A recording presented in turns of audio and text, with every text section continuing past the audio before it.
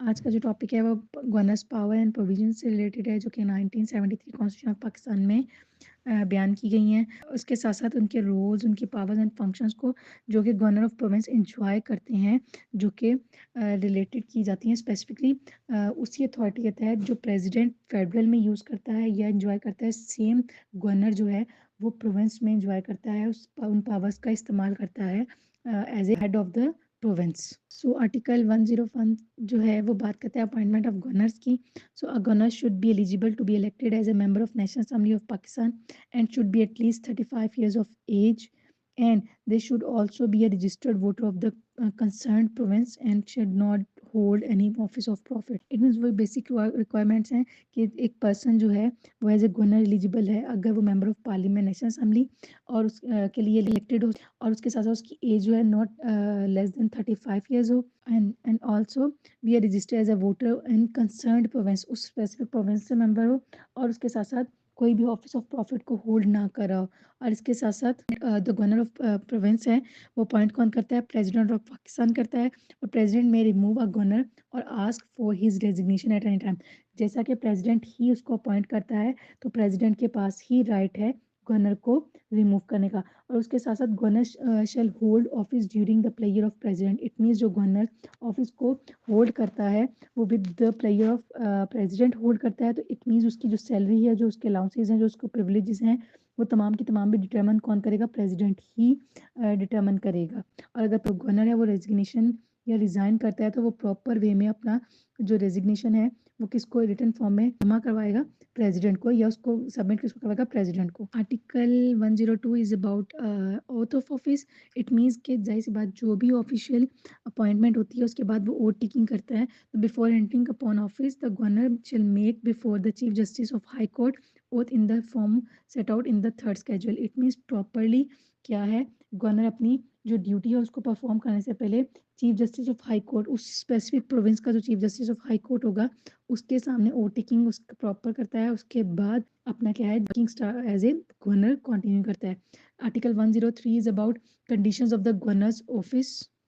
Means the governor shall not hold any office of profit in services of Pakistan or occupy any other position carrying the right to remuneration for the rendering of services. It means उसने कहा कि जो at that time conditions क्या है, governor को किसी भी किस्म का office of profit of services of Pakistan को होल्ड ना कर रहा हो कहीं, और किसी भी ऐसे ऑफिस में वर्क ना कर रहा हो, और ना ही कोई अदर पोजीशन कैरी कर रहा हो जिससे उसको प्रॉपर वे में क्या है, उसको उनकी उसकी पे मिल रही हो या सैलरी मिल रही हो, जो कि उससे टोटली, क्योंकि ज़ाहिर सी बात है जब हम कहते हैं ऑफिस ऑफिशियल स्ट्रक्चर है तो उसमें एक टाइम में एक ही चार्ज को होल्ड किया जाता है, एक ही पोजीशन पे होता है। Secondly the government shall not be candidate for the election as a member of parliament और प्रोविंशियल असेंबली। इट मीन उसने कहा कि कैंडिडेट जो है एज ए इलेक्ट नहीं हो सकता या उसमें पार्टिसिपेट नहीं कर सकता जो नेशनल असेंबली के, प्रोविंशियल असेंबली के और नेशनल असेंबली के जो इलेक्शंस होंगे।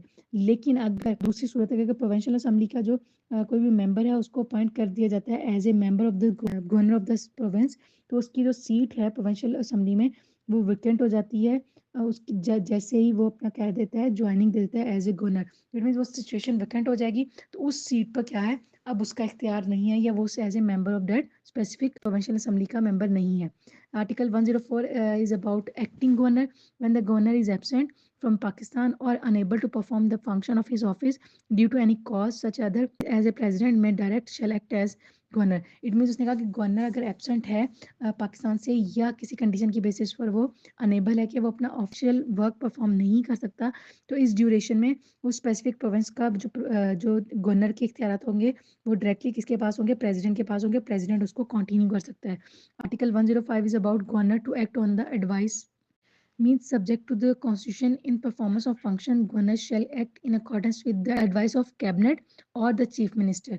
it means same like जैसे हम कहते हैं कि फेडरल में प्रेसिडेंट जो है वो on the advice of prime minister act करता है और कैबिनेट के अकॉर्डिंगली वर्क करता है, सेम लाइक प्रोविंशियल लेवल पर गवर्नर है वो किसकी एडवाइस पर वर्क करता है, किसके अकॉर्डिंग वर्क करता है? कैबिनेट के अकॉर्डिंगली और the chief minister of that specific province. जो गवर्नर है वो as a head of provincial executive work करता है, एक्ट करता है। फिर उसके साथ साथ उसके पास इख्तियार है प्रोविंशियल असेंबली है उसका इजलास या उसका कोई भी सेशन बुलाने का, उसके अलावा उसको डिसॉल्व करने का या उसको कैंसिल करने का। इवन दो कि अगर प्रोविंशियल असेंबली उसको डिसॉल्व करना है, चीफ मिनिस्टर जो उस प्रोविंस का चीफ मिनिस्टर होगा उसकी एडवाइस पे डिसॉल्व किया जा सकता है। और assenting to the bill pass by the provincial assembly और with the holding assent. It means कि गवर्नर के पास प्रॉपर राइट होता है, जो भी प्रोविंशियल असेंबली में बिल पास होगा वो असेंट के लिए, कंसेंट के लिए किसके पास जाएगा, governor of that specific province. उसके साथ साथ governor also represent the president of Pakistan at the provincial level.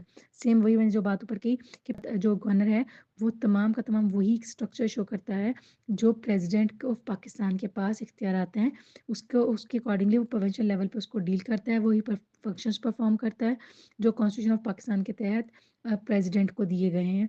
ये जो इख्तियार हैं पाकिस्तान की कॉन्स्टिट्यूशन में गवर्नर को हाईलाइट करते हुए as a head of the province दिए गए हैं।